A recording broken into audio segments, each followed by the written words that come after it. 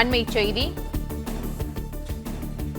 தமிழ்நாடு முழுவதும் 234 தொகுதிகளுக்கும் 72 பேரை பொறுப்பாளராக அறிவித்த பட்டியலை தமிழக பாஜக வாபஸ் பெற்றுள்ளதாக தகவல் வெளியிடப்பட்டிருக்கிறது. அண்ணாமலை உள்ளிட்ட மூத்த தலைவர்கள் தொகுதி பொறுப்பாளர்களாக செயல்பட விரும்பவில்லை என தகவல் வெளியிடப்பட்டிருக்கிற நிலையில் கூடுதல் விவரங்களை செய்தியாளர் ராஜகுமரன் வழங்க கேட்கலாம். ராஜகுமரன், வணக்கம். தற்போது பாஜக தொகுதி பொறுப்பாளர் பட்டியல் வாபஸ் பெறப்பட்டிருப்பதாக தகவல் வெளியிடப்பட்டிருக்கிற நிலையில் இது தொடர்பான முழு விவரங்களை பதிவு பண்ணலாம்.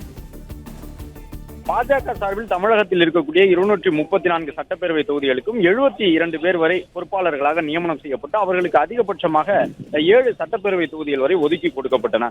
இந்த நிலையில்தான் பாஜகவின் முக்கிய தலைவர்களாக இருக்கக்கூடிய அண்ணாமலை உள்ளிட்டவர்களுக்கு அந்த பட்டியலிலே குறைவான தொகுதிகளே 6 தொகுதிகள் என்ற அளவில் வழங்கப்பட்டதால் அதிருப்தியில் இருந்ததாக சொல்லப்பட்டது. அதன் காரணமாகவே தேர்தல் பொறுப்பாளர் என்கின்ற நிலையில் தன்னால் பணி செய்ய முடியாது எனவும் தன்னை அந்த பட்டியலில் இருந்து விடுவித்து விடுமாறு பாஜக மாநில தலைவர் நயினா நாகேந்திரனிடம் வலியுறுத்தியுள்ளதாகவும் இன்று காலை அண்ணாமலை கூறியதாக பார்க்கப்பட்டது. இந்த நிலையில்தான் பாஜக சார்பிலே ஏறக்குறைய 72 பேரை நியமித்து அவர்களுக்கு தொகுதிகளை எல்லாம் ஒதுக்கீடு செய்து தேர்தல் பொறுப்பாளர் என்று பட்டியல் வெளியிடப்பட்டிருந்த நிலையில் மூத்த தலைவர்களுடன் ஆலோசித்து விரைவில் புதிய பட்டியலை வெளியிட தற்பொழுது பாஜக மாநில தலைமை முடிவு செய்துள்ளதாக தெரிய வந்திருக்கின்றது.